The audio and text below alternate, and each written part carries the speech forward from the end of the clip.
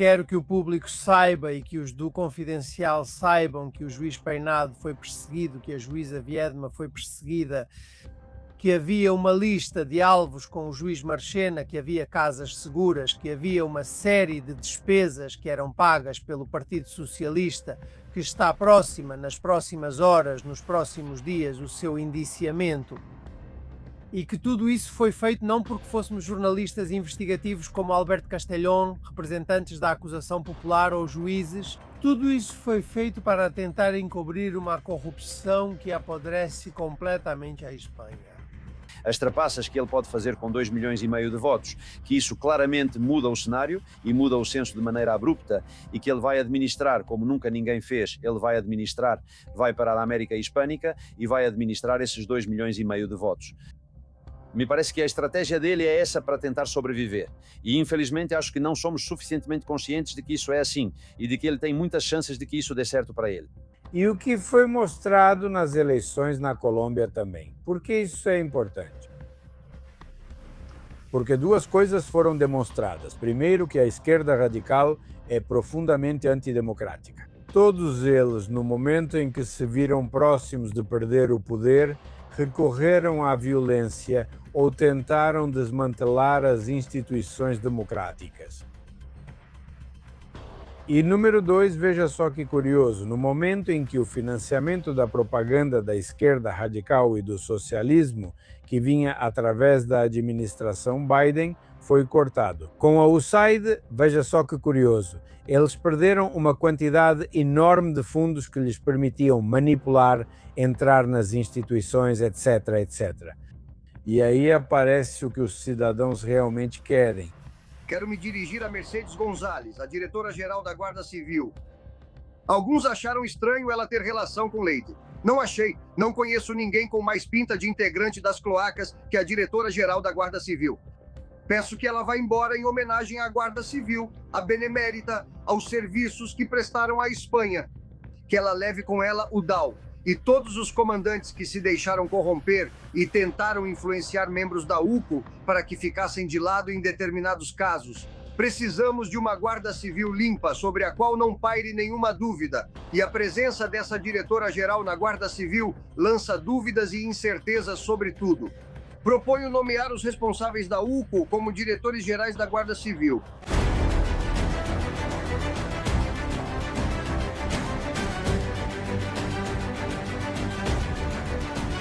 Castillón Confidencial, de Albert Castillón.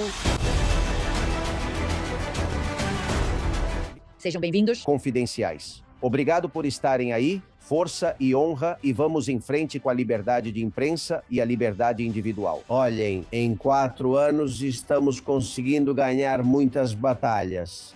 Um punhado de guardas civis e policiais honestos, de promotores que são poucos e de jornalistas que são ainda menos, e conseguiram que a esposa do presidente do governo, Pedro Sánchez, seja julgada por 4 crimes. Corrupção nos negócios, tráfico de influência, desvio de verbas públicas e apropriação indébita. 4 crimes pelos quais as acusações populares, que fizeram um trabalho brilhante, pedem até 24 anos de prisão apenas para Begônia Gomes. O que dizer que a defesa pede o arquivamento e o Ministério Público faz o que Sánchez mandar? Não existe. O Ministério Público não está aí para defender os cidadãos comuns, mas sim os privilégios do senhorzinho e do seu partido. É lamentável, mas é assim mesmo. O Ministério Público também pede o arquivamento. Já foi encerrada a fase de instrução que quase custou a vida ao juiz Peinado, que neste setembro vai completar 73 anos e suportou durante 2 anos de instrução todo tipo de insultos, de ameaças. Descobriram onde fica a casa dela, ela encontrou pichações na porta, espalharam o boato de que ela tinha 2 RGs, de que havia comprado uma propriedade ilegal que não tinha documentos. Bem, absolutamente tudo para acabar com ele. E se não pudessem matá-lo fisicamente, matá-lo civilmente. E ele aguentou, apesar da idade e das pressões, até chegar à noite, já entrada a noite de ontem, quando disse: meu trabalho termina aqui.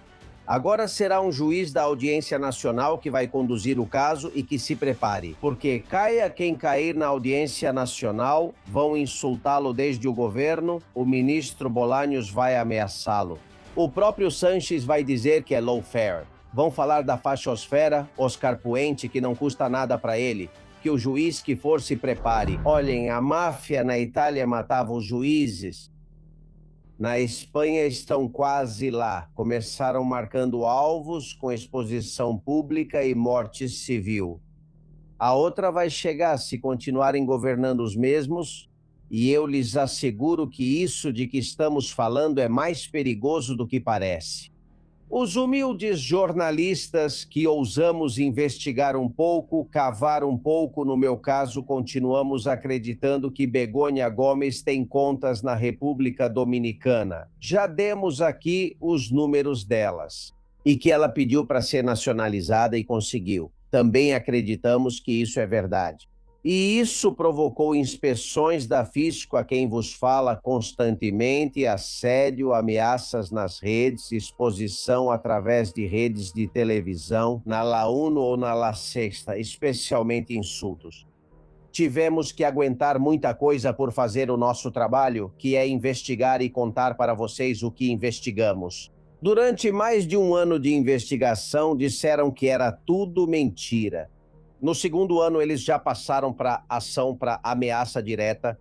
Insisto que essa cloaca governada e dirigida por Sanches para defender os seus é mais perigosa do que parece. Não se resume a notas fiscais falsas, nem a ordens para direcionar promotores que aceitem. Não, isso vai além. E nós comprovamos isso nas famosas agendas de Leire. Quero que vejam uma delas. A página 33 deste documento manuscrito por Leire Desla Fontaneira. Reparem, embaixo está escrito e ainda sublinhado contêineres de cocaína. E depois está escrito Delcy com Aldama. Empresa. Algeciras. Mais abaixo, o DEF é o nome do grupo de hidrocarbonetos. E depois traders da PDVSA, ou seja, da petroleira venezuelana. Isso foi escrito por Leire em 1º de fevereiro de 2025. Aqui ela se refere com os contêineres de cocaína. O que Leire sabe sobre contêineres? E tem mais. Na sexta-feira, dia 3, Leire 10 escreve de próprio punho. Victor, ela se refere a Victor de Aldama, e os outros 3 montam um laboratório para eles na República Dominicana. Laboratório? E abriram as contas na República Dominicana. Mais ainda falam até de relações com Gibraltar. Textos típicos de uma quadrilha que se dedica ao narcotráfico, não é? Não esqueçam que aqui contamos para vocês que a Companhia Plus Ultra supostamente transportou drogas do cartel dos sóis, que eles sabiam disso, e que por isso a resgataram às pressas. Essa é a parte importante, aquela que ainda ninguém investiga, que não está em nenhum tribunal, em que ninguém quis se envolver. Só quem vai fazer isso, de acordo com nossas informações, são os Estados Unidos e através de Rodríguez Zapatero. Mas essa é outra história que eu conto para vocês outro dia. Vejam, senhores, a atitude arrogante e desafiadora de Begônia Gomes diante do juiz Peinado ontem foi impressionante. Mais de 3 horas e meia com todo tipo de privilégios, entrando na garagem com escolta. Como se fosse uma autoridade pública. Nem Rodrigo Rato, nem Esperanza Aguirre fizeram isso. Ela fez. Ela entrou pela garagem. E o pior ainda estava por vir. Sua imagem ali sentada, olhando fixamente nos olhos de Peinado. Quem estava lá? Luiz Maria Pardo. E Justiça Europa, acusação popular. Como vai você? Bom dia, olá a todos, confidenciais. Então, vamos contar um pouco dos detalhes do que aconteceu ontem, que foi realmente, eu diria, dantesco. Dantesco? Primeiro, as medidas cautelares serão conhecidas antes de quinta-feira, porque o juiz Peinado não quis acelerar, já que já eram praticamente 11 horas quando ele saiu do tribunal. Vocês continuam pedindo a retirada do passaporte, comparecimento em juízo, não é? Isso mesmo, e que seja autorizada, caso alternativamente não se decida pela retirada do passaporte, a saída para viagens oficiais mediante autorização judicial prévia. Isso me parece completamente lógico, além do comparecimento semanal em juízo. O que qualquer pessoa faria se estivesse enfrentando um processo dessas características com os anos de prisão que estamos pedindo? Como Begonha Gomes estava vestida? Bem, permita-me não comentar sobre como ela estava vestida.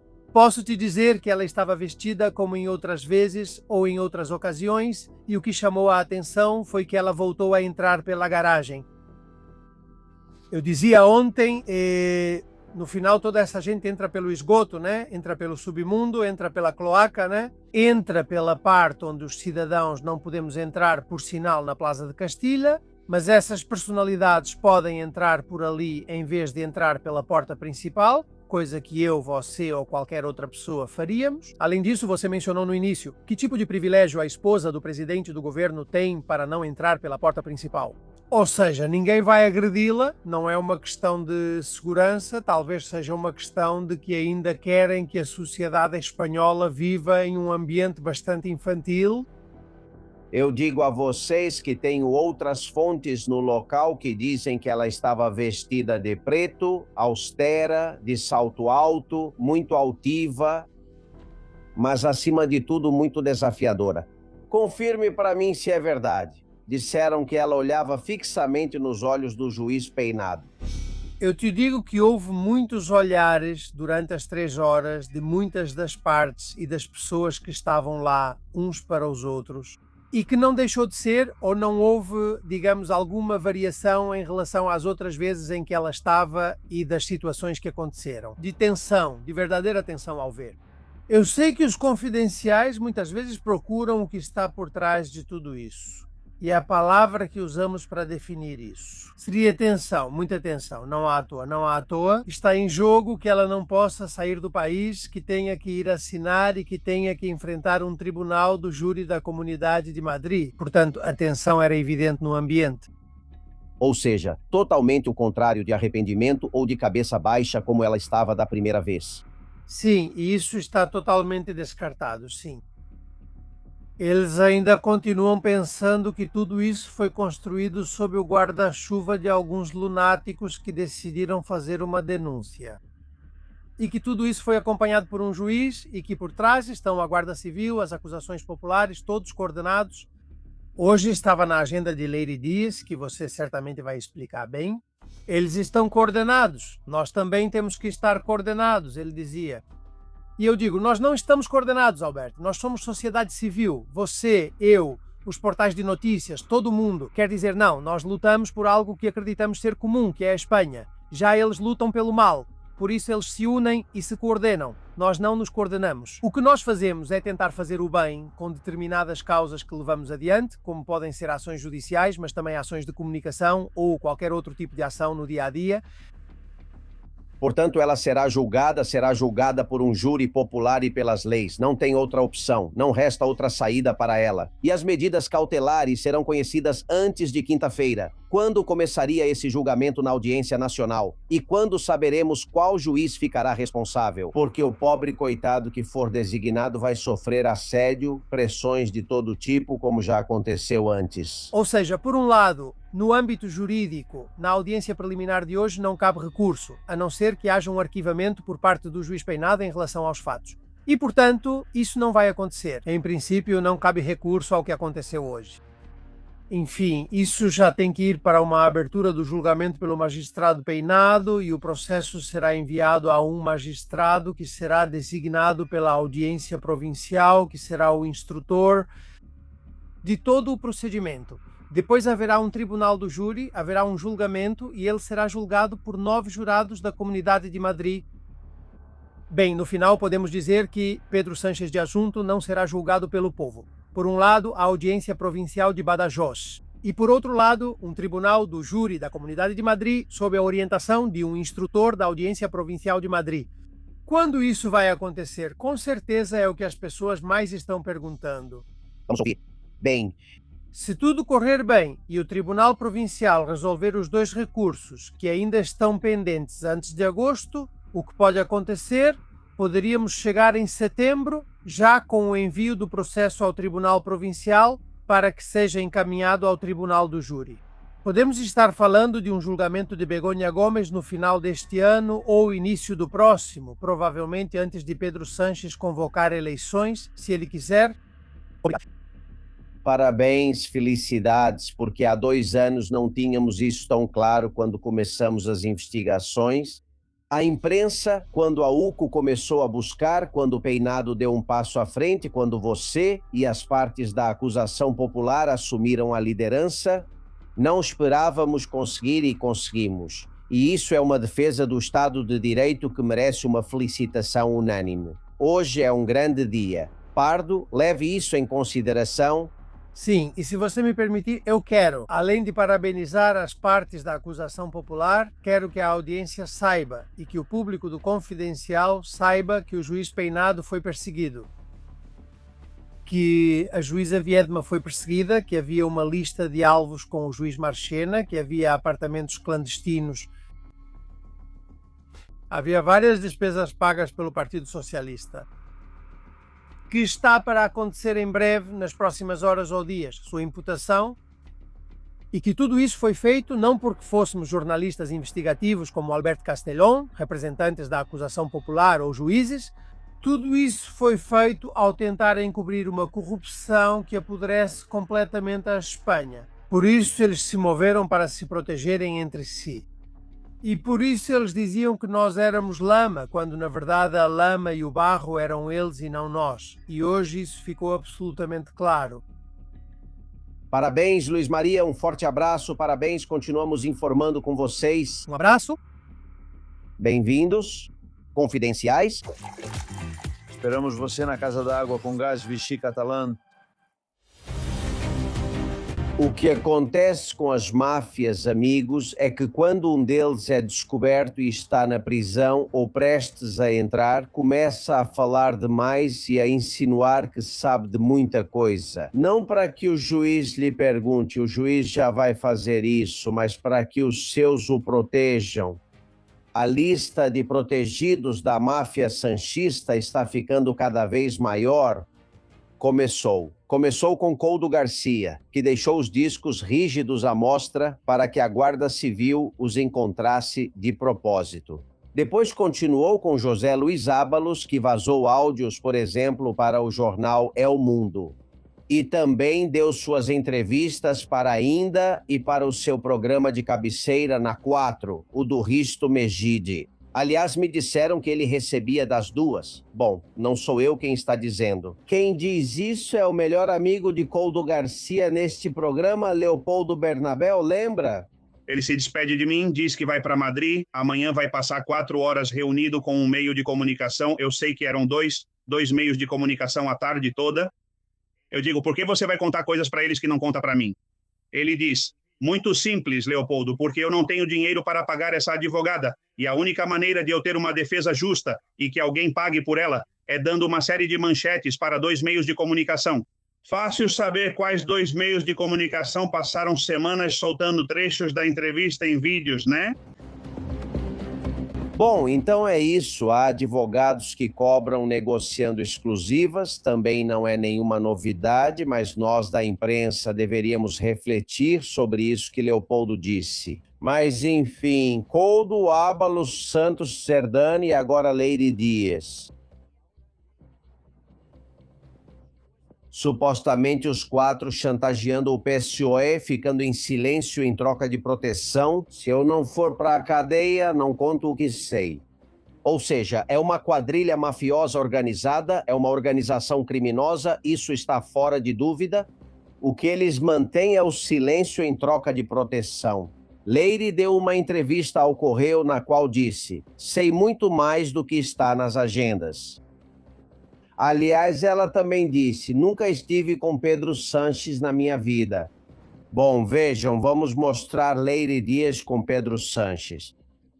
Foto de 2015, foto de 2016, 2017, 2020, 2021, 2023, 6 fotos aqui estão em que Leire esteve com Sanches. Mas enfim, ela continua dizendo que não. A UCO já comprovou que PS é Pedro Sanches, algo que todos nós já sabíamos. Agora vamos aprofundar. E Leire disse algo muito curioso nessa entrevista. Ela fala, pelo que me disseram, Sanches, como se não o conhecesse, né? Pelo que me disseram, Sanches tem um temperamento tão ruim que todo mundo fica com medo porque ninguém se atreve a dizer nada para ele. E isso é verdade. Gritos na Moncloa, ordens com socos na mesa, Sanches é assim. Luiz Lozada, Distrito TV, como você está? Tudo bem, amigo? Tudo bem? Alberto, muito bom dia. A lista de supostos chantagistas está aumentando, não é? Sim. Há muitos chantagistas e envolvidos no esquema. A verdade é que o esquema está cada vez maior e, além disso, cada vez mais interligado, porque o esquema de Zapatero aparece ligado ao esquema das cloacas, ao esquema da CPI, ao esquema dos hidrocarbonetos. Na verdade, é a mesma coisa, tudo se chama Partido Socialista. Agora vão tentar criar um corta-fogo e dizer que Leire era uma grande fantasiosa, fazia tudo do seu jeito, etc. Mas a realidade está aí, em cima da mesa. O Partido Socialista financiou ela, há evidências disso. O Partido Socialista dirigiu ela, também há evidências disso. E todas as provas apontam que tudo isso foi articulado desde Ferraz. O presidente do governo não sabia, era bem incompetente. Sabia, então era responsável. Senhores, o documento que mostra que PS era o presidente Sanches é este.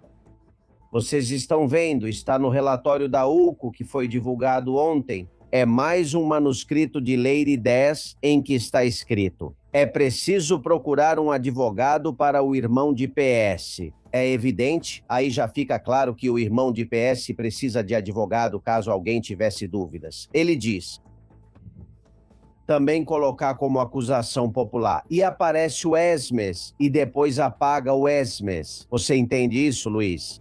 Não, na verdade não entendo. Eu sei que o Esmes foi presidente do Supremo, mas não tem nada a ver aqui. Paralelamente, diz que é preciso apresentar uma queixa na promotoria, entre parênteses, de Madrid, ou seja, para Lacianuro. Lacianuro, sim, exato, Lacianuro. A cidade Cianuro. Olha, essa mulher era completamente sem filtro porque guardava tudo, escrevia tudo, confessava tudo. De verdade, não havia no PSOE ninguém além de Leire ou Doucette que pudesse fazer esse trabalho sujo, e esse pessoal com tão baixo nível de proteção, de vigilância, são mafiosos de quinta categoria. Vamos ver, Carlos Marcos, como está você? Tudo bem, amigo? Bom dia a todos, bom dia, senhor Luiz. Estou reclamando que pegam operadores das cloacas de baixa categoria. Por que será? Sabe o que acontece, Alberto? Olha, normalmente costumo parecer irritado com esses assuntos, mas hoje não quero me irritar porque acho que é um tema absolutamente profundo e sério o que está acontecendo, que ultrapassa qualquer linha vermelha que poderíamos ter colocado há apenas 6 meses ou 1 ano. Está sendo maquiado, destruído, corroendo o sistema democrático. Pedro Sanches está colocando em risco absolutamente qualquer traço de segurança jurídica na Espanha. E isso é profundamente grave, porque nas ruas isso já começa a parecer uma comédia e as pessoas se divertem. Porque, claro, montar uma equipe para as cloacas, que está cheia de pessoas indigentes intelectualmente, ou seja, pessoas incapazes, pessoas inaceitáveis, pessoas que ninguém, em sã consciência, escolheria em sua empresa para levar adiante qualquer projeto. Apesar da comédia nas ruas, há uma realidade aqui. O Estado está colocando o Ministério Público em perigo, como ficou demonstrado. As anotações de Zerdan no último relatório da UCO dão uma instrução à Procuradoria-Geral para que, de fato, tire a juíza de Badajoz do caso do irmão. Que a Procuradoria-Geral reprove a juíza. Olha, vamos ver o documento, vamos ver. Vocês estão vendo o documento da UCO, do último relatório, diz Badajoz 2 pontos, que a Procuradoria apoia a recusação. Ou seja, tem que se colocar, Luiz, um técnico de ar-condicionado e de manutenção. É isso que era o Santos Herdan, chega à posição de dar ordens para a Procuradoria. É isso? É exatamente isso, mas o pior de tudo é que não é só que existam ordens, é que as ordens são executadas. Porquê? Porque, como dizia Sanches, de quem depende o Ministério Público, pronto, está aí. Dessa forma, essa relação hierarquizada é corrompida para dar ordens que são absolutamente ilegais. E tem quem as cumpra. Porquê? Porque sabem que, cumprindo ordens perto do poder, têm mais chance de progredir. É que a Cianuro, a promotora Cianuro, progrediu profissionalmente. Porque a fidelidade à trama é preciosa, é premiada. Então, essa máfia não é arbitrária. Recompensa quem age bem e pune quem age mal, ou seja, é uma máfia. Carlos, estamos no meio do caminho de continuar relatando as instituições destruídas, não é? Sim, mas antes de mudar de assunto sobre o tema do Ministério Público, quero destacar o que nos anunciaram ontem sobre a criação de 700 novos cargos na Justiça para juízes e promotores. Com isso, pretende-se adulterar a carreira judicial, ideologizando os futuros candidatos que em breve estarão administrando a justiça, sob a diretriz de um governo socialista, que fez essa convocação justamente para aumentar o número de juízes e promotores e alterar os equilíbrios que existem dentro de um corpo que, apesar de tudo, goza de grande prestígio. Mas se acrescentarmos a isso a Lei dos Netos, que tem como objetivo adulterar o censo eleitoral para incorporar eleitores que nunca pisaram na Espanha em suas vidas, para tentar mudar o resultado de possíveis eleições, estamos falando de questões muito sérias. Mas estamos falando de um Santos Herdan que ainda ontem teve a ousadia de dizer: não há nenhuma trama, não fiz nada ilegal. Escuta. Ele foi assinar diante do juiz, tem que assinar a cada 15 dias para comprovar que não fugiu da Espanha. Puseram o microfone nele e ele falou isso. Não montamos nenhuma trama, nem eu montei nenhuma trama, nem fiz nada ilegal. Espero que a justiça esclareça tudo. Obrigado. Ele afirma ser o chefe do esquema. Pois volto a dizer que não há nenhum esquema nem nada, não montei nenhum esquema. Totalmente. E espero que a justiça esclareça isso em breve. Se ele diz isso é porque o acordo com o PSOE já está fechado. Não há outra explicação. Ou seja, já está decidido que vão me tirar dessa, que se eu estiver na prisão não será por mais de 2 meses. O que quer que tenham acordado que eu desconheço. Mas se não fosse, ele não diria isso, Carlos, né? Bom, pois eu não sei. Não sei qual é a estratégia, porque o PSOE atual é absolutamente imprevisível. Não há uma referência moral, não é? Aquilo que diziam que era Zapatero. O PSOE não tem nenhuma referência. Tem um autocrata na presidência do governo e na secretaria-geral do partido, que já é o único que toma todas as decisões. E que está tão angustiado porque a realidade está o superando, que eu acho que ele se encapsulou. Já estava trancado na Moncloa para se afastar um pouco da realidade dos cidadãos. Mas é tal a enxurrada de casos nesta grande semana de Ferraz, como poderíamos chamar, que Pedro Sanches se encapsulou. Ele não se importa com o que aconteça. Não importa absolutamente nada. É preciso lembrar que Leire acabou de lançar uma pequena indireta, lembrando a Pedro Sanches que ela diz valer mais pelo que cala do que pelo que conta. E isso é uma ameaça explícita. Olha, cuidem de mim. Também vazaram algumas conversas com a própria presidenta do Partido Socialista Operário Espanhol, nas quais Leire supostamente dizia: não me deixem na mão porque vamos todos juntos para dentro. É uma máfia que está se rompendo por dentro, está se destruindo. Cada um procura nesse naufrágio uma tábua de salvação. Mas no final estão todos praticamente sem oxigênio e o único que resiste é Sanches. E sob suas ordens, todos aqueles que se tornaram profissionais da política e que fora da política não têm nenhuma possibilidade de ganhar a vida. Portanto, salvar o presidente Sanches é um objetivo prioritário para todos os puxa-sacos que vivem do poder e vivem muito bem. Mas se a isso acrescentarmos que houve uma tentativa de desmontar a UCO, ou seja, uma tentativa de desmontar a UCO, com conhecimento da própria diretora-geral da Guarda Civil, que também se reunia com Leire, com essa suposta afiliada de base que ninguém sabe quem é, que pintavam como Antonieta, a fantástica, mas porra, que entrava em Ferraz como se fosse dona da casa, que entrava na direção-geral da Guarda Civil como se fosse dona da casa, que entrava no Ministério Público como se fosse dona da casa, que fazia o que queria e que agora avisa que tem coisas para contar que não a pressionem, se acrescentarmos que o referente Boral Zapatero está de saco cheio e que agora não é só com a Europa e os negócios com a Venezuela ou com a China, mas também as joias que encontraram com ele. Aquele que redigiu o Código de Boa Conduta dos governantes na sua época para embolsar umas joias que, segundo o preço de avaliação, superam 1.300.000 e, segundo o preço de mercado, poderiam dobrar essa avaliação. Porque o que foi avaliado em Sorena não é o valor de mercado dessas joias, mas sim o valor das pedras que compõem a joia e da mão de obra do ourives. Esse é o preço de custo, poderíamos dizer, portanto ele seria superado. Mas só para completar, aparece Miguel Sebastiano, ex-ministro, que teve algumas atuações acertadas como ministro, tenho que dizer, como a eliminação do imposto sobre o patrimônio, que depois foi revertida por Mariano Rajoy. Mas aí aparece Miguel Sebastiano e diz, naquela época era normal ficar com os presentes. Mas o que o senhor está me dizendo? E olha que ele não ficou com eles, foi esperto. Ele deixou em uma vitrine, cometendo uma imprudência, porque não se sabe o valor daqueles presentes que estão em uma vitrine, aparentemente ao alcance de qualquer um que visite esse ministério.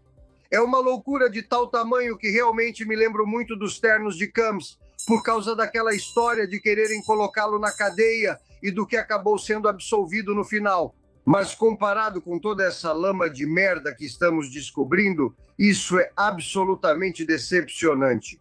Mas é muito grave, muito, muito, muito grave.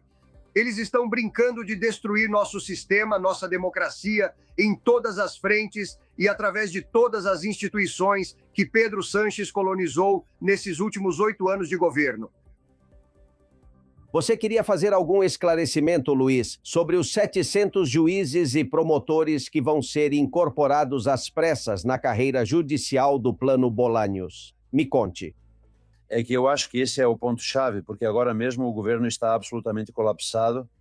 As questões judiciais o sufocam e por isso creio que a sua única estratégia, apesar de Zerdan afirmar que a justiça colocará tudo em ordem e que haverá um pacto, terá um pacto com o PSOE, não com a justiça, pois esta não faz pactos. Então a justiça está de olho em todos eles e todos sabem que vão ser processados. O próprio Zapatero sabe que ele também vai ser processado. Agora ele só tenta proteger as filhas. Qual é a estratégia? Tentar desmoralizar os juízes e tentar agradar os juízes. Portanto, minha interpretação da convocação das 700 vagas não é que se trate de colocar juízes alinhados para controlar a justiça. Trata-se de agradar aos juízes que há anos reclamam por não terem meios suficientes para exercer a justiça, fornecendo recursos humanos para que não fiquem sobrecarregados como estão agora. Assim, os juízes ficam satisfeitos. Do ponto de vista estratégico, parece uma boa estratégia. Embora, para mim, eu acho que vai ser absolutamente insuficiente, em primeiro lugar, porque essas vagas são anunciadas hoje, mas só serão abertas no ano que vem, ou seja, isso fica para depois. Mas além disso, porque a questão, o buraco é tão grande, aqui não é um espertinho que recebeu uma comissão de uma obra pública, que é o tipo de corrupção à qual infelizmente já estávamos acostumados. É todo um sistema criminoso enraizado ou incrustado na sede do Partido Socialista e, portanto, do governo para minar as estruturas do Estado. Sim, claro, o Estado se defende. Mas permitam-me uma reflexão, vamos ver. De repente agora, há um ano das supostas eleições, convoca 700 vagas para juízes e promotores. De repente agora cria a lei dos netos, cujo efeito real no censo vai demorar de 2 a 3 anos para ser percebido, há quem diga, para a nacionalização. Não, Albert. A lei dos netos é aplicada automaticamente. O que vai demorar 2 anos é a regularização em massa. Os regularizados, que por sinal o país já diz que são 900 mil, mais os que vierem por meio da reunião familiar, esses sim vão demorar 2 ou até 3 anos, ou talvez 4. Mas a lei dos netos, que são 2 milhões e meio, se nacionalizam hoje e votam hoje. E isso é gravíssimo. E além disso votam. Eles podem optar por votar em Madrid, Cuenca, Teruel ou Alicante, dependendo do que acharem mais interessante. Sim, haverá um funcionário, que não sabemos quem é, que vai decidir onde eles votam. Mas não temos a impressão de que ele monta esquemas. Sanches como se fosse a opção A. de permanecer no poder por muitos anos mais, ou opção B, de sair para voltar como candidato em uns 2 anos? Você vê isso, Carlos, a possibilidade de que Sanches não queira sair completamente? A questão do ato eleitoral eu não vejo, mas vejo uma possibilidade que antes eu não tinha clara e agora começo a ter. É tamanho o desastre de país que Pedro Sanches vai deixar, é tal a herança, o fardo que ele vai deixar para cada um de nós. Em forma de dívida pública, em forma de instabilidade institucional, que existe a possibilidade de que numa mente doentia e tão retorcida como a de Pedro Sanches, caiba essa possibilidade. Olhem, vão me derrotar nas eleições. Tudo bem, eu estou esquentando o ambiente para que as ruas fiquem insuportáveis. Entre os imigrantes, a lei de Nieto, as ruas vão explodir, porque os sindicatos agora estão calados, obviamente esperando que Yolanda libere o dinheiro. E os sindicatos, olha, nem um pio, não dizem nada, cara. Com um governo de direita, já estariam organizando uma greve geral há muitos meses. Mas com esse desastre de país, Pedro Sanches, que já amarrou a estrutura orgânica do partido para garantir sua continuidade, como secretário-geral, ele poderia esperar que o desastre nas ruas, a explosão social que pode ser provocada pela esquerda e pelos sindicatos deixaria um caminho livre para ele voltar com a dívida limpa? Foi o que aconteceu com Zapatero. Zapatero deixou uma Espanha arruinada e chegou um governo do Partido Popular que encontrou um problemão enorme e Rajoy traiu todos os seus compromissos, aumentou todos os impostos que disse que ia baixar. E no final conseguiu que os interventores internacionais não nos supervisionassem, mas às custas do sofrimento do povo. Claro, em 4 anos, daqueles 186 cadeiras que foram dados a Mariano Rajoy, ficaram em 140, me parece, porque as pessoas reagem quando você mexe no bolso delas e não havia outra alternativa. Pois isso é igual deixar bomba. Poderá chegar um governo do Partido Popular com o Vox e em 4 ou 3 anos, a instabilidade nas ruas, as ruas vão pegar fogo, Pedro Sanches vai se candidatar, mas com o problemão que ele já deixou resolvido, agora a culpa é do PP, já não tem mais nada a ver com Pedro Sanches. É uma possibilidade. Que horror, que horror. Acho que vale a pena lembrar as imagens de Pedro Sanches, bem do pessoal dele, tirando uma urna debaixo das pedras nas primárias do Partido Socialista. Se ele faz isso com os próprios, imaginem uma eleição geral. Acho que não dá para descartar essa possibilidade. Portanto, na minha opinião, a estratégia fundamental dele é aguentar. Segundo, tentar fazer todas as trapaças possíveis no voto por correio. E terceiro, a lei dos netos e com isso tentar sobreviver. Mesmo se não for tão bem para ele, ele tem um base de 25% para negociar com os independentistas que sabem que é uma oportunidade única e com a extrema-esquerda que também entende que fora do governo faz muito frio. Isso mais as trapaças que ele pode fazer com 2,5 milhões de votos, que isso claramente muda o cenário e muda o censo, de forma realmente abrupta, e que ele vai administrar isso como nunca ninguém fez antes. Ele vai administrar, vai para a Hispanoamérica e vai gerenciar esses 2,5 milhões de votos. Acredito que essa seja a estratégia dele para sobreviver e infelizmente não estamos cientes disso nem do risco de funcionar se não reagirmos a tempo. Albert, leve em conta uma coisa, que como já disse muitas vezes, o que é mensurável não é questão de opinião. As eleições da Andaluzia ocorreram e o Partido Popular mais que dobrou as cadeiras do Partido Socialista, mas no voto exterior o Partido Socialista venceu. Sim, atenção a esse dado. Só aí... Em Extremadura, Andaluzia, Aragão, em todos os lugares onde o PP ganhou, o voto estrangeiro foi para o PSOE. E acreditamos que isso é um ensaio geral para a fraude final. Mas aqui ninguém fala sobre isso, somos só 4 meios de comunicação que falam disso. E muito menos se está sendo investigado, que eu não entendo. Se eu fosse do PP, já estaria investigando esse voto exterior, não é, Luiz? Sim, correto. E cuidado para que não votem, para que não convoquem uma para o próximo mês de agosto, que também é possível, e assim o voto por correio será o rei absoluto. É verdade que o Partido Popular, em seu momento, propôs essa questão da regularização dos imigrantes, do voto dos netos dos imigrantes, etc. Provavelmente pensavam no modelo Fraga, que ganharia as eleições com o voto americano e tal, né? Isso precisa ser administrado. Não vejo o Partido Popular fazendo isso. No Partido Popular me dizem que estão tranquilos, que ganham com a lei dos netos. Não acredito.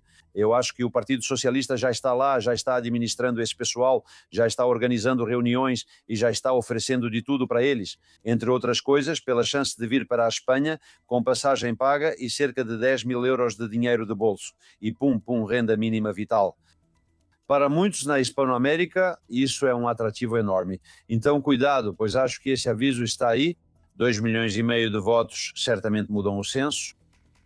Estamos de acordo. Não achamos que Sanches espere que votem nele no exterior, mas sim que o que ele quer é ter um censo que ele possa manipular esse voto. E é isso que precisamos descobrir. Onde, como, em que momento durante as 8 horas de viagem. Das sacas dos Correios, quando chega aqui, quando entra no computador da Indra, quando é que o voto é manipulado, quero que escutem. Antônio, Juan Ignácio e Alejandra. Vamos mudar as bases do jogo, meio jogo, um consenso geral. Isso é um golpe de Estado, tanto que fala Zapatero sobre golpes de Estado. Eu acho que essa questão do voto por correio e das legalizações de argentinos de todo o mundo está sendo tratada de forma errada, já que não é que esses vão votar nele, mas sim que vão estar esses sacos. 8 horas em um avião, e em um avião, imaginem o que podem fazer. É que eles vão, não importa o que votem aqueles que estão por aí, eles vão ter 8 horas para trocar os votos que estão dentro dos sacos. O que a oposição tem que fazer é ir para a Argentina e fazer oposição lá e dizer que todos que se naturalizaram têm que fazer uma declaração de bens e pagar impostos na Espanha, assim eles desanimam. Bom, impostos eles vão ter que pagar, mas também vão receber aposentadorias e isso vai arruinar gerações durante décadas. Aqui o que precisamos é de um relatório da UCO que investigue o que vai acontecer, porque está nas mãos do ministro das Relações Exteriores, do Álvares. Esse voto por correio, para mim, não. Disso e dos Correios, quem confia nisso, por favor, durante tantas horas e dias, não é? Mas ninguém faz isso. Em Santander houve manifestação contra Sanches, a gente reclama muito, mas depois só aparecem 4 pessoas. Mário me manda o vídeo e são bem poucos, são umas centenas de pessoas. Ainda falta essa convocação, é verdade? Em Madrid reunimos centenas de milhares, você estava comigo, Carlos, mas é preciso fazer mais ações nas ruas, são poucas as que têm sucesso. Bom, vamos ver. O Partido Popular, como não quero ser ofensivo, mas está se limitando a uma atividade institucional e nem sequer está aplicando as possibilidades legais que tem em suas mãos para pressionar Sanches. Não se deve transferir a responsabilidade de oposição para as ruas e a cidadania, pois isso indicaria outro sistema. A cidadania pode apoiar ações que os líderes políticos tomem nas instituições e apoiar uma determinada decisão. Ou como quando fomos a Madrid da última vez, já fomos várias vezes. Mas, enfim, as pessoas podem demonstrar sua indignação dessa forma. Mas experimentos isolados. Bom, em Santander fazemos uma manifestação. Bom, na Corunha há uma convocação. Não, veja, infelizmente a esquerda sabe manejar muito bem as ruas.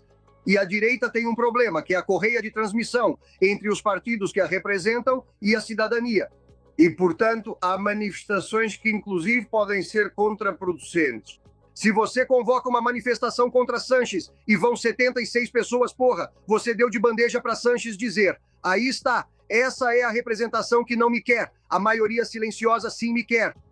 Para que a cidadania se mobilize, e neste momento eu acho que está predisposta a se mobilizar, tem que haver uma atuação contundente, conjunta, organizada das forças políticas que podem formar um governo alternativo ao de Sanches. Enquanto isso não acontecer, me parece muito injusto culpar a cidadania dizendo que estão levando tudo com tranquilidade. Olha, e você? Estamos de saco cheio dos políticos, das políticas, da corrupção, do ambiente tóxico que todos vocês geraram. Agora não venha me dizer que a culpa é minha. Só faltava essa. Não, vocês não querem esticar a corda porque sabem que, além disso, a cada dia que passa, o Partido Socialista fica em pior situação. Eles interpretam assim e por isso ficam cada vez mais atolados na própria lama e, portanto, será cada vez mais fácil e haverá mais opções eleitorais. E isso pode até ser verdade, mas a cada dia que passa, a erosão e o custo para o país são espetaculares. Acho que o Partido Popular deveria agilizar e promover a mudança o quanto antes. E herdar, já vimos como em 2023 isso não aconteceu, e cuidado, porque pode não acontecer agora também, é que não, eu acho que não dá para descartar essas armadilhas. E depois, claro, o voto por correio não tem nenhum tipo de controle. O governo já aprovou-lhe um fast track para o voto dos imigrantes, dos netos. Já existe um meio alternativo para o voto, portanto, com menos garantias. Quem controla os sacos nos correios, um segurança particular. Sim, é patético. Bem, até que haja guardas civis controlando e garantindo a cadeia de custódia, acho que todos nós vamos continuar com essa suspeita sobre a mesa. Bom, até que, já dissemos isso aqui 20 vezes, até que a Indra pare de fazer a contagem, até que o Ministério do Interior não seja a fonte que nos fornece os dados, até que os Correios fiscalizem qual órgão está controlando os malotes. E não coloquem o amigo de Sanches como diretor-geral que Leira estava nos Correios nas últimas eleições gerais. Está tudo sendo feito muito mal e aqui a oposição está olhando para o outro lado. Somos poucos, aliás, colocaram de novo um amigo íntimo de Sanches em um alto cargo no novo sistema de contagem de votos. Amanhã, Gabriel Araújo vai nos contar quem é essa pessoa e o que podemos fazer, porque os partidos têm 15 dias para recorrer contra quem foi colocado lá por indicação e também não estão fazendo isso e o prazo está passando, não é? Prestem atenção na Q3, isso já é Q3, Carlos, você vai gostar. Assim como você já esteve, Luiz ou Carlos, porque vocês são pessoas de posses, não como eu. La Tragantia é um restaurante de luxo na Rua Príncipe de Vergara.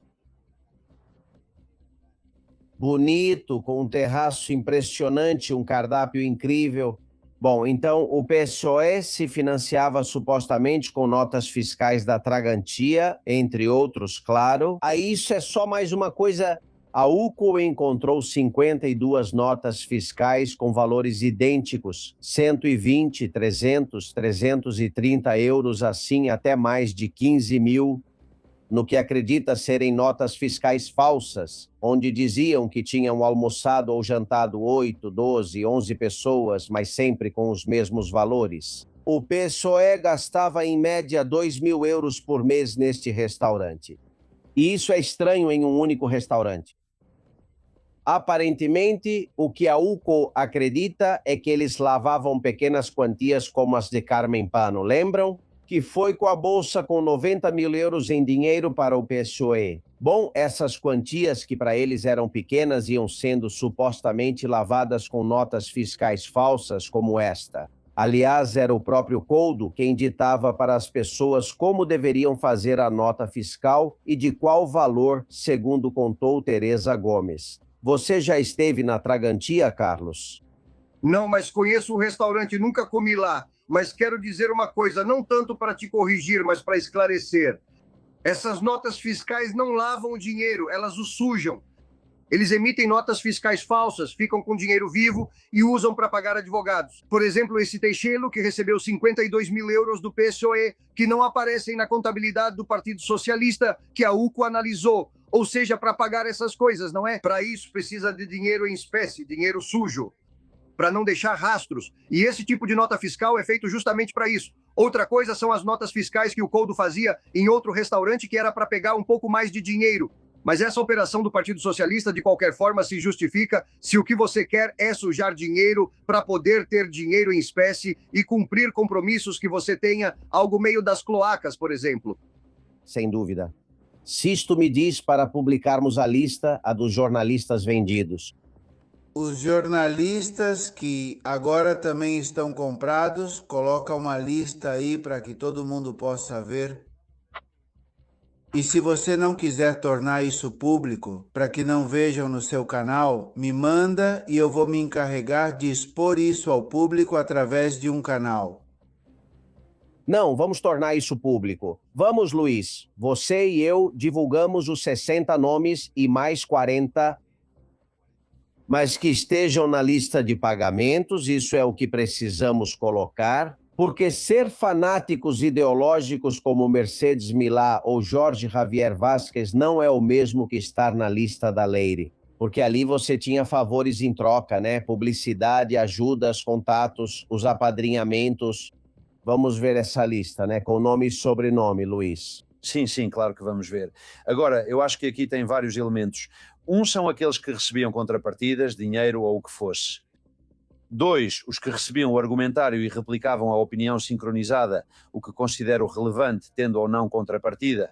E 3, os que recorriam aos porões para obter informações e publicavam o que julgavam relevante. Porque eu acho que o jornalista investigativo é obrigado a descer para os esgotos, perguntar e depois filtrar o que achar oportuno. E é possível que entre esses 61 nomes, algum deles também seja desse jornalismo investigativo e, portanto, será preciso filtrar. De qualquer forma, eu acho que vai ser muito relevante e, além disso, acho que também não precisa ser tornado público, porque, na verdade, todos nós já sabemos. Como o caso da UCO, que confirma que PSA Pedro Sánchez, todos sabemos quem são os membros da opinião sincronizada, então é sempre a mesma turma. Vejam. E, infelizmente, além disso, é que eles não têm pudor. Pudor zero. Por exemplo, Sara Santaolalla, Alfredo Perdigueiro, aqui nos contou sobre os seguranças que a protegem e quem paga é você. Sim. 5 seguranças e mais ou menos 10 colegas de contravigilância, ou seja, isso é o que tem uma mulher que tem uma condenação, uma sentença na qual o juiz não considera nenhum tipo de agressão, na qual há o laudo médico legal, no qual diz que não há nada compatível com uma agressão, portanto não houve agressão, e mesmo assim, desde o Ministério do Interior consideram esse risco para manter, como eu disse, quase 15 policiais dedicados a essa senhora. Bom, e Leire, quando foi ao Aldama na coletiva de imprensa e confrontou ela, então Marlasca colocou escolta para ela. A Leire, sim, para delinquentes, colocam escolta para gente tão perigosa. E as mulheres vítimas de violência, um policial cuida facilmente de 100 mulheres com um telefone, né? Você gosta da Sara Santaolalla, né, Carlos? Muito bem. Muito bem, muito bem. Aliás, já comprei um container amarelo para que, no dia em que ela bater as botas, vocês tenham onde colocá-la, que é onde se colocam os plásticos, a silicone e todas essas coisas. Mas olha, não vamos nos confundir. Eu não acho que vai aparecer nunca uma lista com 61 nomes que recebiam diretamente do PSOE ou de alguma agência de comunicação. Não, não. É importante assistir aos debates na televisão, principalmente espanhola, e observar quem participa do programa do Fortes, geralmente os mesmos que recebem cerca de 500 euros por debate ou programa. Claro, se for mais de 10 vezes por mês, são 5.000 euros de graça que eles recebem. E é assim que o Partido Socialista paga para o time de opinião sincronizada. Não só nesse debate, mas também em outras emissoras de TV para onde vão os mesmos. E que tipo de subsídios eles dão para meios como o Público, por exemplo, que mentiu tanto e ficou provado que falsificou, que manipulou a informação? Ou seja, o sectarismo é demonstrado por essas pessoas que formam opinião, porque recebem espaço em meios de comunicação indicados pelo partido. E Leire, imagino que o que ela fazia mesmo era manipular todos esses nomes, soltando as falsidades que achava convenientes para tentar sujar, porque a verdadeira máquina de lama está na Moncloa. E quem a comanda é Pedro Sánchez Pérez Castejon. Vou contar uma coisa e depois, Luiz, como jornalista, peço a sua opinião. Javier Ruiz, que se colocou no centro das atenções sozinho. Cada programa de Javier Ruiz nos custa a cada dia 46.000 euros e dizem que ele é líder de audiência, assim como Silvia Inchalrondo, que está em litígio com a televisão espanhola porque mudaram o tipo de contrato dela e reduziram os 250.000 euros por ano que ela ganha. Depois ainda tem seus incentivos ou novos programas que sempre dão para os mesmos apresentarem, mas vou ao que importa. Dizem que são líderes de audiência. E eu não acredito nisso. Eu estive na TV por 15 anos e sei de todos os truquezinhos que todo mundo faz, todos. Olhem, a Kantar Media era quem media as audiências antes. Agora a empresa se chama 54 Blue. Estamos falando de 5.900 dispositivos instalados em uma série de lares. há alguns meses, em agosto de 2025, a empresa americana H&G ficou com a propriedade da Kantar Media, mudou o nome, mudou o CEO. Durante anos, a empresa Kantar Media havia recebido mais de 200 adjudicações de contratos públicos que faturavam 42 milhões por ano. Com a mudança de donos, a empresa que mede as audiências fechou um contrato. Um novo com a Rádio e Televisão Espanhola para 2026. Começou com 2.300 euros para medir as audiências, superando o valor que era pago até agora. Ou seja, são líderes ou pagam mais? Essa é a pergunta que devemos fazer. Luiz, você sabe como funciona esse negócio? Você já fez muita televisão. Obrigado. Acho bem discutível o sistema de medição de audiência, ainda mais quando o juiz é parte interessada. Portanto, acho que isso deve ser questionado. Mas aqui vejo mais elementos. Primeiro, é discutível se são líderes de audiência. Segundo, em termos de eficiência, o custo que temos com a rádio e televisão espanhola, em comparação competitiva com qualquer outra televisão privada, é absolutamente injustificável. E terceiro, para mim o mais grave, é que se utiliza a televisão de todos para fazer uma propaganda grosseira e vulgar do governo, o que me parece totalmente inaceitável. A televisão pública se justifica pelo serviço público e neste momento é exatamente o oposto do serviço público. Neste momento é exclusivamente propaganda grosseira do governo e, além disso, insulta a audiência de maneira descarada. E eu acho que isso é absolutamente inaceitável e depois seria preciso considerar seriamente se vale a pena manter uma televisão pública ou não, quando existe uma oferta de conteúdo audiovisual espetacular em todos os lugares e quando certamente o serviço público não se justifica. Eu acho que era muito bom ajudar todos os espanhóis a aprender inglês, incentivar as pessoas mais velhas a praticar esportes, promover esportes menos populares, etc. Mas o que estamos vivendo hoje é propaganda 24 horas por dia, 7 dias por semana, e isso chega a ser nauseante. Por que você acha que Inchao Rondo ganha pouco? Porque quando dissemos 250 mil por ano, Carlos Marcos, você fez um gesto como quem diz, só isso? Mas para mim parece muito 20 e tantos mil por mês, não é? Bom, eu vou procurar porque agora não lembro onde li que esse não era o valor, que ela ganhava bem mais por ano. Vou me informar e te passo a informação. Não, esses vão ganhar uma bolada. Quer dizer, se Broncano recebe 90 mil euros por cada programa, por que eu vou ganhar 15 mil por mês? Você não vê que eles estão dividindo o bolo? Você não vê que eles não ligam? O atual presidente da Rádio Televisão RTVE está lá para agradar a equipe de informação sincronizada que Pedro Sanches protege e defende. Ele não liga para os números. A televisão espanhola é um buraco no bolso de todos os espanhóis ano após ano, porque paga o que não está nos registros e desperdiça o que não está nos registros. E premia empresas de audiovisual que fazem determinados programas para não fazer programas de produção própria. Ou seja, não é só a televisão espanhola. Na Espanha, há a televisão espanhola com seus canais, certo? Mais 17 televisões autonômicas também, todas com dinheiro público. Mais de 6 mil emissoras de rádio locais e municipais que também são financiadas com dinheiro público.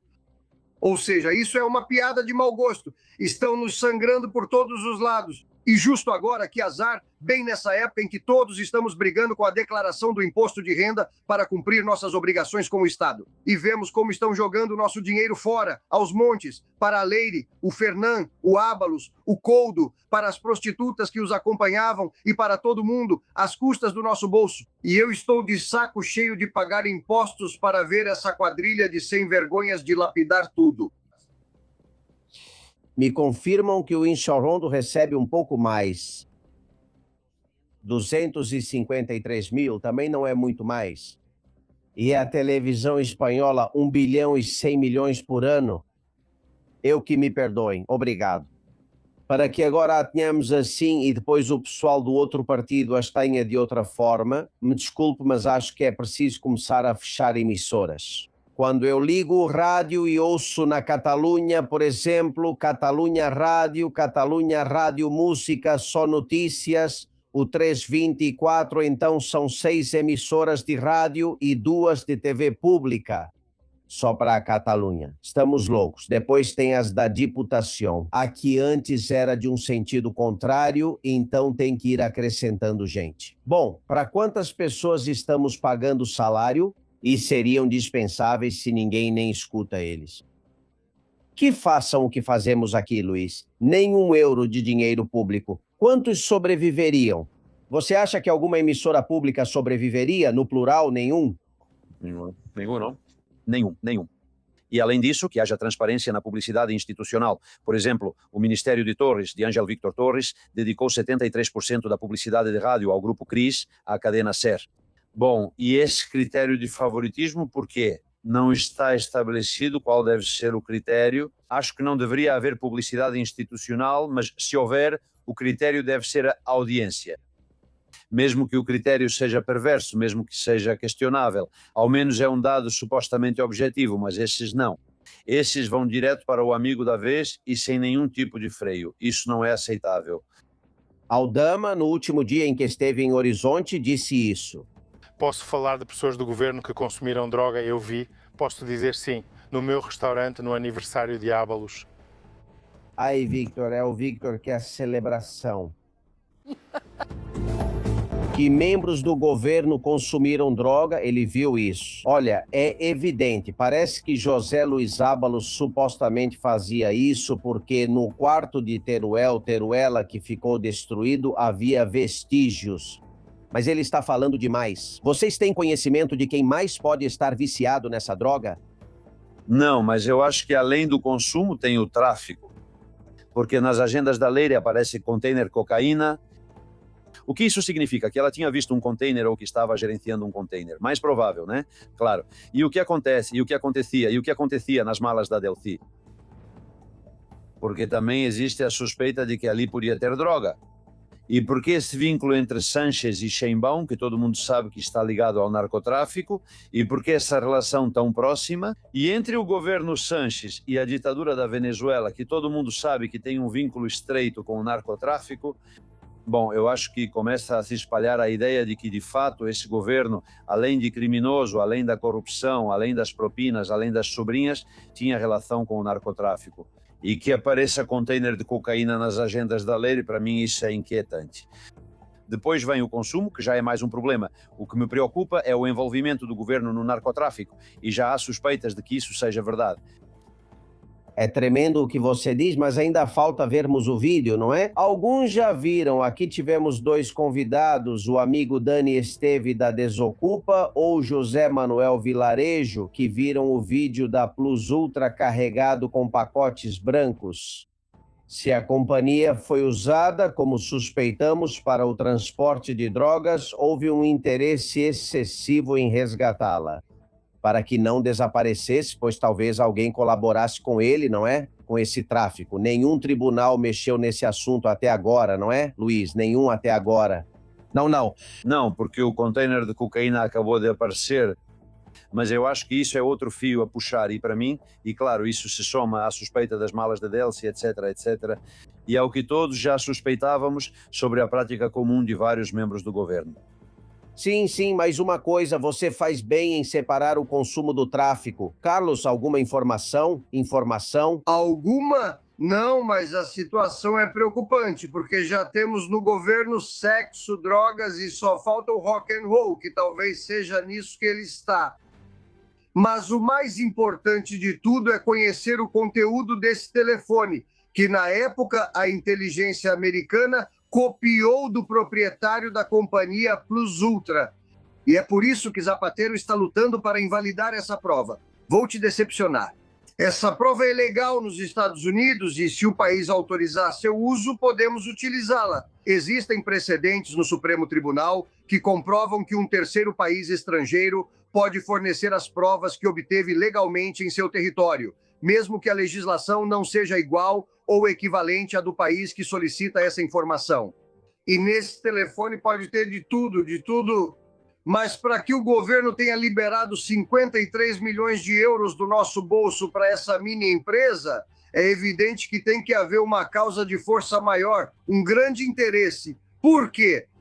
Porque talvez os aviões fossem usados para transportar coisas de grande valor De qualquer forma, não me deixa nada tranquilo saber que, segundo Aldama, nas festas de aniversário, parte do governo que nos governa, ou todo ele, já nem sei, cheirava carreiras de cocaína para aproveitar bem a festa. Que tranquilidade, hein? Sim. Vamos ver. Sobre a Guarda Civil, Lídia Conchimeiva. O problema com a diretora da Guarda Civil é que essa mulher nunca na vida teve qualquer relação com o mundo militar, nem com as Forças Armadas, nem com nada relacionado ao cargo que lhe foi atribuído. Ela era jornalista, outra da cloaca, por isso colocaram ela lá. A Guarda Civil sofreu muito com o grupo ETA e não podemos esquecer que este governo está governando com eles. Então, todo o apoio para todas as pessoas de bem, e claro que a sociedade espanhola está com eles. A Llamas e ao lado da Guarda Civil não se deve exigir ou esperar que renunciem. São militares e o que deve ser feito é um julgamento militar, de acordo com as reais ordenanças militares, e que, bom, se cometeram alguma ilegalidade, então que sejam condenados. Hoje comparece a uma comissão no Senado a diretora-geral da Guarda Civil no relatório da UCOM que recebemos há algumas horas. Tem uma coisa que vocês vão ver. 11 de maio de 2025 é um domingo e trocam mensagens a diretora-geral da Guarda Civil com Leire Dias. Mensagens que o relatório da UCO dá como certo que foram apagadas e nos explica o motivo neste relatório. Tinham combinado de almoçar, eram amigas, se conheciam. Mercedes, a diretora-geral, negou conhecer Leire, depois disse que sim, mas só um pouco. Bom, é de um ridículo assustador. Não entendo como essa mulher ainda está no cargo e não foi já indiciada e presa, algo que vai acontecer, não é? Sim, e além disso protegendo e, portanto, é cúmplice. Portanto, ela estava endossando esse comportamento absolutamente indigno. Ela colaborou com os porões do Estado para abrir processos contra quem investigava a corrupção e ainda mandaram fingir que não era com eles. Isso é de uma gravidade extrema para o Corpo da Guarda Civil, que jurou trabalhar pela honra e defender a lei e a ordem, está sendo aviltado de forma absolutamente indigna. Acho que o que ocorre é uma reação da UCO de que chegaram ao limite. Que não vamos permitir que ninguém manche nosso uniforme, nem mesmo a diretora-geral. Mas o fato, na minha opinião, de que a diretora-geral e o DAO continuem em seus cargos, me parece uma evidência mais do que clara de que o governo não só consentiu, como também planejou. Estou com você. Vamos para a redação e depois mensagens finais de Carlos, que está animado. Vamos lá, Suzana Gás, me conte. Um abraço para vocês da redação do Castelão Confidencial. Você não imagina a quantidade de mensagens que recebemos todos os dias dos nossos confidenciais de todas as partes do mundo. Lilian nos escreve da Venezuela e lembra você, Alberto, para não deixá-los abandonados em nenhum momento. Que agradece por tudo o que você fez, por tudo o que está fazendo e por tudo o que fará. Quando tudo isso passar e a Venezuela for livre, gostaríamos de passear com você para que conheça essa cidade. Porque o país também é seu. Por outro lado, a Maru também disse que você foi a única até agora que falou sobre o avião da Ibéria. Eu desconfiei, comenta a Maru desde o primeiro momento, achei um pouco estranho, mas como deveria ser o avião? Bem, deveria ser o melhor do mundo, mas parece que não foi assim. Algo estava escondido nisso. Carmen diz que eu acho que as joias de Zapatero servem de isca para mantê-lo na Espanha e evitar investigações sobre atos mais graves dele na Venezuela e nos Estados Unidos. Maria José diz que foi perfeito o lance do avião, assim o Papa viu quem era o governo da Espanha, que avião colocaram para ele e que Corja está governando este país. Fico muito feliz. E Novas diz que socialismo é controle. Antes de tudo, controlar a população para que ela seja muito necessitada, que precise desse Estado que os controla e que os oprime, ou melhor dizendo, que nos oprime. Isso sim, a cúpula governante enriquece sem parar e, claro, vão ter uma aposentadoria mais do que dourada. Susana diz, e nos faz uma pergunta a todos, e se a Vego, por acaso da vida, nos diz, nesse caso não encontra o passaporte, o que é que vai acontecer? Eu, com certeza, colocaria ela em prisão preventiva, que é o que fariam com qualquer um de nós nesse momento.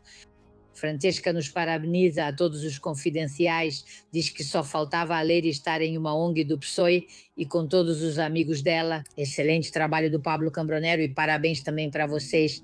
Parabéns por todo o trabalho que vocês fazem, toda a equipe dos confidenciais desvendando esses desvios de dinheiro público. E a última, Rosa Luz, diz: entre esses nacionalizados, nem todos vão votar no Sanches, não acreditem nisso. O problema é que eu vejo fraude com esses votos aparentes que supostamente vão votar, mas na verdade talvez nem votem. E aqui a gente encerra, porque é importante, eu sempre digo isso, mas preciso lembrar vocês da verdade. É preciso continuar seguindo a gente em todas as nossas redes, em todos os nossos canais y también en ese diario que tenemos, castellonconfidencial.com, onde estamos postando todas as entrevistas tão interessantes que todos os dias Alberto nos traz. Sigam a gente nas redes. Obrigada, Albert. Obrigado. E da Lituânia, Sérgio tem uma mensagem para Carlos Marcos. Acho que o mais capacitado para conduzir uma moção de censura poderia ser Carlos Marcos.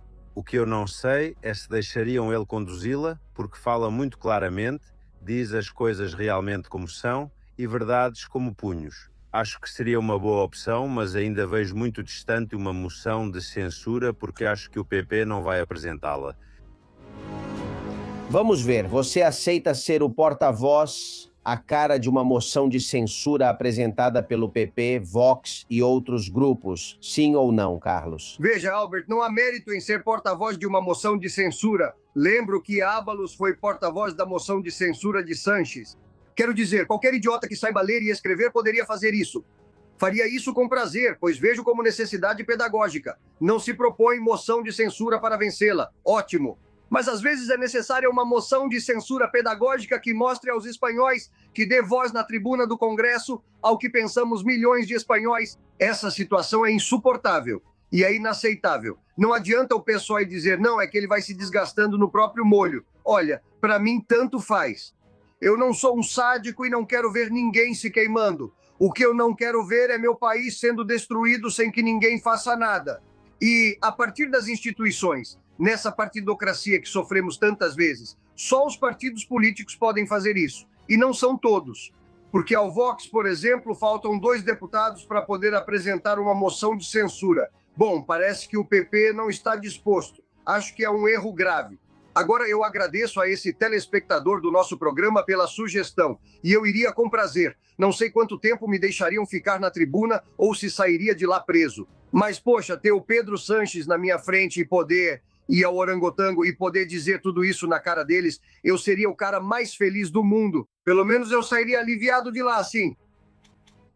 Cara, e você economiza um monte de sessões de terapia e ainda pode melhorar seu estado de saúde. Bom, querido Luiz, te vejo na Distrito TV. Prepare-se porque a semana vai ser muito agitada. Tem muita coisa para contar. E quando o Zapatero estiver diante do juiz, vai ser o ponto crucial. Quarta-feira, às 9 da manhã, amanhã mesmo já. Ou seja, já está aí.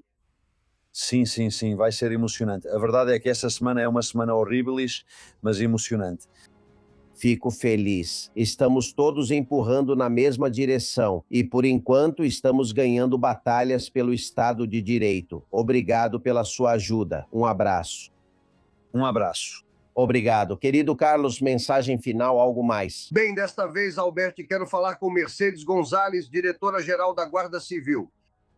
Algumas pessoas acharam estranho que ela tivesse ligações com Leire. Para mim, não foi nada estranho. Não conheço ninguém com mais pinta de gente das cloacas que a atual diretora-geral da Guarda Civil. Peço que ela vá embora em homenagem à Guarda Civil, à Benemérita, aos serviços que prestaram à Espanha, que leve com ela o DAO, e a todos os comandantes que se deixaram corromper e tentaram influenciar membros da UCO para que se omitissem em determinados casos. Precisamos de uma Guarda Civil limpa, sobre a qual não paire nenhuma dúvida. E a presença desta diretora-geral na Guarda Civil lança dúvidas e incertezas sobre qualquer coisa. Eu proponho que nomeiem os responsáveis da UCO como diretores gerais da Guarda Civil e que toda a Guarda Civil se comporte como estão fazendo os membros da UCO a serviço dos juízes. Isso vai ajudar a sanear a Espanha. E a Espanha precisa urgentemente de um saneamento, Alberto. Que vergonha, né? Que Mercedes Gonzalez seja jornalista. Deus, que vergonha para a minha profissão. Amigos, foi um prazer. Obrigado, Carlos. Se cuida. Se cuida bastante. 593.9.159.304,91 de total confiança.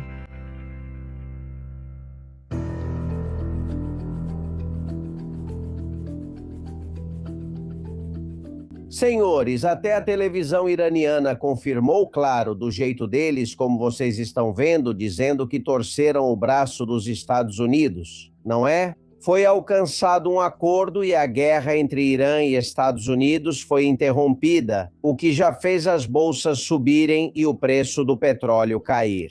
Há muita expectativa. Me surpreende ouvir na maioria dos meios de comunicação espanhóis que Donald Trump teve que ceder e não conseguiu mudar o governo no Irã. Esse era o objetivo? Mudar o governo no Irã ou talvez a consequência? Daniel Lacalle, doutor em economia. Como vai, querido amigo? Como vai, Alberto? Um prazer estar com você. É preciso deixar claro, eu sei que em um acordo todos ganham e todos perdem, mas estão nos manipulando, não é? Cara, para mim isso é francamente assustador, de verdade, ao ver que os meios de comunicação compram abertamente e praticamente sem nenhum tipo de filtro a propaganda de um regime como o iraniano, que claramente tem mentido constantemente. Entre outras coisas, proibiu a internet no próprio país para que a realidade do país não seja conhecida. Então, no mínimo, deveria haver, digamos, a prudência de não comprar o discurso pró-Irã. Obviamente, este é um acordo muito positivo e é um acordo ao qual o Irã chegou, com um nível de condicionalidade que praticamente nenhum desses meios que você acabou de citar mostrou. Ou seja, todo o acordo está condicionado ao fato de que os Estados Unidos monitorem se o Irã cumpre o acordo. Não há uma concessão, você não falava sobre a mudança de regime. Vamos ver. Tem coisas que me surpreendem, Alberto. Vamos ver. Você não acha curioso que a mídia diga diretamente sempre que quiser? O líder supremo do Irã disse, e ninguém viu esse senhor. Sabe, no mínimo deveriam dizer que chegam informações do regime, que é preciso ter cautela, porque ninguém sabe onde está esse líder supremo. Ele não apareceu em vídeo, não fez nada disso. Esse tipo de coisa, para mim, me deixa impressionado. Obviamente, também me impressiona o ódio, essa obsessão com Trump. Mas, enfim, isso já é doentio, então tanto faz para mim. Ou seja, o importante do acordo acabou sendo pôr fim ao projeto de armas nucleares, que era o principal para os Estados Unidos, né? O principal para os Estados Unidos, para o Golfo Pérsico, para todos os países vizinhos e para Israel, era que o Irã não poderia ter uma arma nuclear. Quando o regime do Irã tinha entre seus objetivos a morte da América, morte à América, não se esqueça, e a aniquilação de Israel. Então aqui há algumas condições absolutamente evidentes. Condição número 1, a abertura sem condições e sem limites do Estreito de Hormuz. Certo, número 2, muito importante, a entrega do urânio enriquecido por parte do regime iraniano e o monitoramento completo de todo o desmantelamento do programa nuclear do regime iraniano. Número 3, terceira condição, que acabem totalmente as hostilidades por parte do Irã e dos proxies do Irã, Hezbollah, Hamas, etc., na região. Tudo isso são condições. Aqui ninguém fez os Estados Unidos cederem nada. Os Estados Unidos poderiam manter o fechamento do Estreito de Hormuz, se quisessem. Isso não importa para eles, pois são o maior exportador de petróleo e produtor de petróleo do mundo. E o mais importante, quem mais depende do Estreito de Hormuz é o Irã. O Irã, 80% de suas exportações passam pelo Estreito de Hormuz, 65% das receitas fiscais, veja o que a mídia não te conta. A economia iraniana está em depressão econômica. A inflação é de mais de 77%. Dados do Banco Central iraniano mostram 113% para os alimentos básicos. A economia e a moeda do país estão em mínimas históricas. Está cotada a 1,7 milhões de reais por dólar. Ou seja, a moeda está afundada, há uma saída de capitais do Irã. A saída de capitais do Irã se multiplicou por 5. Ou seja, aí eles vêm e te contam como se fosse algo normal, como se todos estivéssemos loucos. Os Estados Unidos, ao mesmo tempo, estão crescendo a uma taxa anualizada de 3%. Tem uma inflação que realmente subiu, mas que nem de longe chegou aos níveis que esses supostos especialistas diziam que iria para 7 ou 8%, está em pouco mais de 4%. O mais importante é que está caindo, mas olha, como uma pedra. Portanto, é muito importante colocar as coisas em contexto. Irã sabia que precisava chegar a um acordo por 3 razões. Primeiro, porque a cada momento que passa, o Estreito de Hormuz importa menos. As notícias e as infraestruturas que estão sendo feitas no Iraque, Emirados, Arábia Saudita, Bahrein, etc., fazem com que seja cada vez menos necessário transportar volumes pelo Estreito de Hormuz. 2 pontos muito importantes. A economia do país está completamente devastada e o país ficou sem reservas. Número 3, e mais importante, o Irã, o regime iraniano, está voltando ao que você disse no começo. Está completamente demolido como regime. Por isso foi feito um acordo em que aqueles que deveriam ser os líderes do regime de toda a vida não só não tiveram nenhum tipo de poder, como também tiveram que engolir. Porque não é algo que eu inventei, você mesmo pode procurar. Os comentários feitos pelos parlamentares iranianos mais duros, os mais agressivos da ala mais radical dos ayatolás e assim por diante. Ou seja, o regime também mudou. Bom, tudo isso são informações que a mídia não quer divulgar porque, bom, sei lá por quê, pelo mesmo motivo de sempre.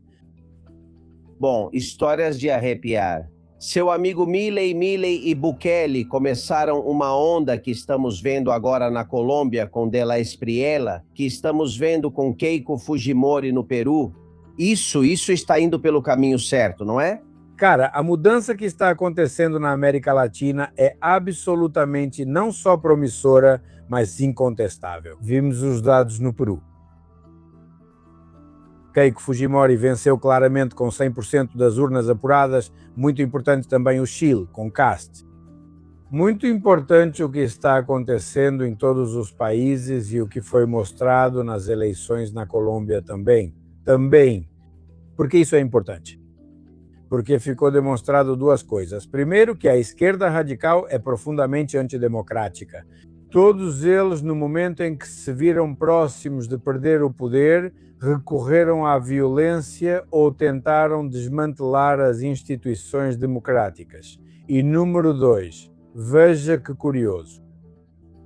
No momento em que o financiamento da propaganda da esquerda radical e do socialismo, que vinha através da administração Biden, foi cortado via USAID. Veja que curioso.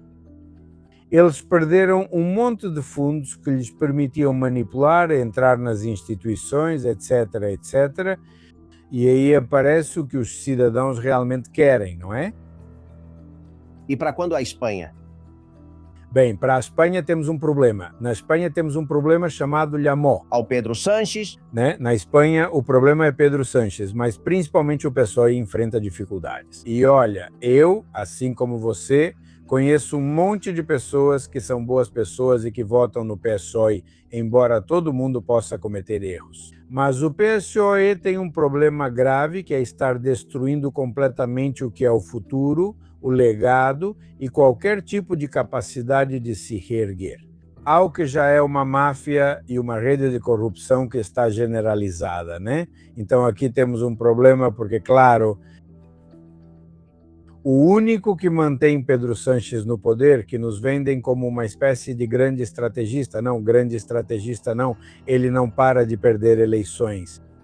Ele perdeu as eleições gerais e o único que o mantém é uma coalizão Frankenstein que, além disso, está participando, fechando os olhos para essa rede de corrupção, não é?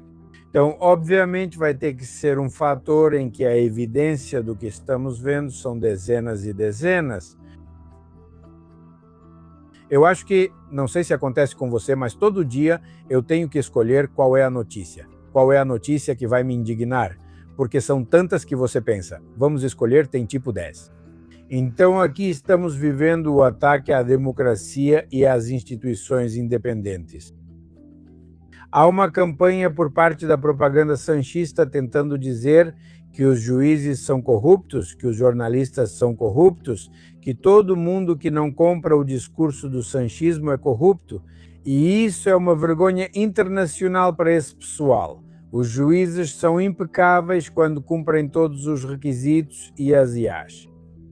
Exigências da lei, ou alguém de direita é condenado ou investigado. E, no entanto, no momento em que mexem com eles vão diretamente para a calúnia, para o cancelamento, para o veto e para a destruição da reputação de profissionais independentes. Bom, espero que dure muito pouco e que algum dia a gente fale sobre como recuperar este país com você e que falte pouco para isso acontecer. Daniel Lacalle, um abraço, doutor, muito obrigado. Um grande abraço, sempre um forte abraço. E estou recebendo coisas muito interessantes de vocês, por exemplo, essa imagem que vocês estão vendo são bolsas para mulheres africanas nas Canárias. O que vocês ouvem foi enviado para mim por José Manuel. Ele diz: nos últimos anos cortaram nas Canárias as bolsas para mais de 5.000 jovens porque dizem que não tem orçamento. Alguém pode me explicar como é possível fazer uma bolsa só para mulheres africanas? Bom, eu acho que isso é ilegal. Não se pode fazer uma bolsa só para elas. Pode-se fazer uma ajuda direta se for necessário, mas uma bolsa me parece muito ilegal. Obrigado, José Manuel. Em Irum, o Fran me mandou este vídeo. É muito curioso. Vê-se uma van com placa da França e desce um policial. Vamos ver. Da van saem 7, 8 imigrantes e ele até aponta com o braço dizendo: o centro de Irum é para lá, para lá. Vamos ver, essas são as devoluções imediatas. A polícia francesa, quando pega um imigrante ilegal que acabou de entrar no país pela nossa fronteira, deveria fazer todo um procedimento como fazemos aqui, que aguentamos meses e meses. Não é verdade? Lá não, lá eles colocam em um veículo que nem é da polícia para não parecer que estão interferindo em outro país e soltam em Irum. Essa bagunça a polícia francesa faz há anos e por isso mostramos aqui para ver se alguém cumpre a sua lei, porque aqui a gente aceita tudo, aqui a gente aguenta tudo. Já chega, já chega. Talvez seja o que acontece comigo, como disse Júlio Anguita há muitos anos. É curioso porque Júlio Anguita era muito comunista, mas eu acho que estava enganado e ele não era isso, era muito mais. Ele diz: não se trata de mudar de dono, e sim de deixar de ser cachorro. Muito bem, Anguita, pensasse ele o que pensasse. Bom, e muito obrigado, Diego, pelo seu apoio.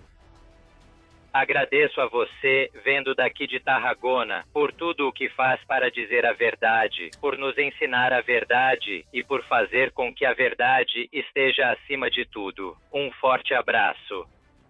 Obrigado, Diego. Abraços para o pessoal bom de Tarragona, que são a grande maioria.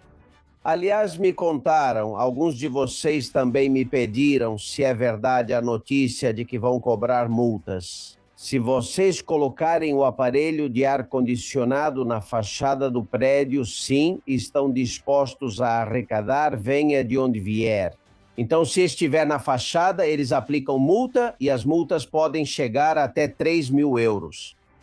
Tem que colocar no posto de ventilação ou na varanda ou no telhado. Se houver, ele não pode ser visto da rua. É uma norma que vai arrecadar milhões. Mais uma. Como sempre, para os mais humildes. Quem faz isso não tem uma mansão, né? Como a maioria dos membros do governo tem. Bom, o Antônio fala da moradia. Isso é importante. A questão da moradia na Espanha é horrível. Não poderia ser pior. Primeiro, permitiram que turistas comprassem propriedades. E não propriedades de luxo, mas em algumas ocasiões as propriedades mais baratas. Aquelas que deveriam estar reservadas para os trabalhadores, para as pessoas que não têm alto poder aquisitivo e que são daqui, que vivem aqui na Espanha. Isso provocou uma grande inflação, o que encareceu consideravelmente o preço das moradias e dos aluguéis. Também fomentaram a especulação urbanística. Bem, Freud Lannister. Acho que isso aconteceu. Sanches está vendo o Papa na TV abençoando crianças e, claro... Bolaños. Isso é inadmissível. Suas ordens, santidade. O Papa abençoa crianças. Por que o Papa pode abençoar crianças e eu não? Bom, veja bem. O quê? Porque ele é o líder de uma religião, amado líder. E claro, O charolicismo não é uma religião, imbecil? Bem, visto desse jeito, talvez possamos dizer que sim. Mas, nada demais, Mortadelo. Amanhã quero crianças para abençoar o casco-porro, entendeu? Entendido, vou cuidar disso. Amanhã vai estar tudo pronto. É que eu tenho que fazer tudo sozinho. Porra, Bolanhos. Esse bebê é muito pesado e feio. Na verdade, me lembra alguém. Não foi fácil achar bebês dispostos a serem abençoados no charolicismo, amado líder. Recebo pouco para aguentar isso. Como? Mortadelo, o bebê falou. Que nada, foi só imaginação do santidade. Sabe o pior? Que sim, ele fingiu que estava abençoando crianças. Ontem mostramos a imagem, por favor, vejam. Aí está, Sanches pegou crianças. Ele não teve coragem de fazer o sinal da cruz, mas colocou a mão na cabeça deles. Pobre criatura tem que fazer um exorcismo ou algo assim nessa criança. Pode pegar qualquer doença. Bom, mas Sanches também é de Freud Lannister, com Santos, Zerdan e Leyre nas cloacas. Você chegou tarde, Santos. Sim, Sanchi. Quero dizer sim. Líder misterioso. Desculpe. Você começou como pedir. Como vai? Sim. Sim, líder misterioso com leve cheiro de sauna. Estou montando uma equipe de elite e apresentarei a líder. Oi, Pedro. Quem é ela? Por que está me gravando, Santos? E dizendo meu nome? É o melhor que vi no socialismo. Pedro, você pode dar um emprego para minha prima, que está procurando trabalho? E eu quero dinheiro. Bom, sim, claro. Isso é com o Santos. Sim, Leyre, aqui está. Lembre-se, é da campanha para as eleições europeias. Veja, aqui deve ter ao menos 100 euros. Claro, é o melhor que você encontrou. Não tem mais gente na equipe? Sim, Pedro, não se preocupe. Vou chamar meu ajudante. Ele é super confiável. Conheci ele hoje num bar e propus participar de uma trama criminosa. Ele ficou animado. Pode vir, Uco. Já pode entrar. Que porra é essa? Como assim, Uco? Claro, não vê o nome dele na etiqueta? Engraçado, né? Olha, Uco, te apresento a fossa e ao líder dela. Não fala nada, mas é o Pedro Sanches, o presidente. Não é mesmo, presidente? Presidente? Você é um verdadeiro imbecil. Bolanhos, sou Santos. Desculpe, é o costume. Algo assim deve ter acontecido. A verdade é que quando a gente vê a Leyre e o quanto ela falou demais, se pergunta o que diz o Froilán e percebe. Sério mesmo, não tinha ninguém mais inteligente no PSOE para armar esses esquemas sujos do que essa senhora? Sim, pois parece que não. Felizmente, porque agora já sabemos de tudo. Bom, para terminar, a foto do PSOE que está na moda é esta, as siglas. Feitas com as joias de Zapatero. É boa, é boa. E para terminar, existe uma inteligência artificial de Pedro Sanches se despedindo do irmão que vai ser preso. Bom, irmãozinho, se cuida. Espero que você tenha o suficiente para poder viver confortavelmente na prisão. Obrigado, irmãozinho. Não vai me faltar nada com tudo o que você me forneceu. Adeus, irmãozinho. Se cuida.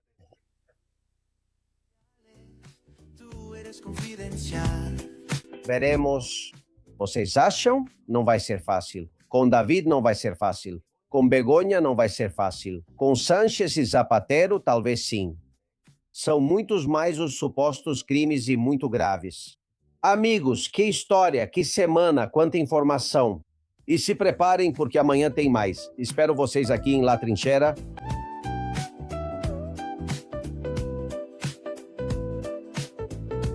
Tú lo sabes y yo lo sé. Somos confidenciales. Tú eres confidencial. Yo soy confidencial. Todos confidenciales. Todos confidenciales. Pero solo para mentes abiertas y para gente despierta. Desde la trinchera las balas silban y no hay manera de salir allá afuera. Aquí la libertad tiene las alas de cera. Albert Castillo, Susana Gash, Tucci Castillo y demás. Muchas gracias.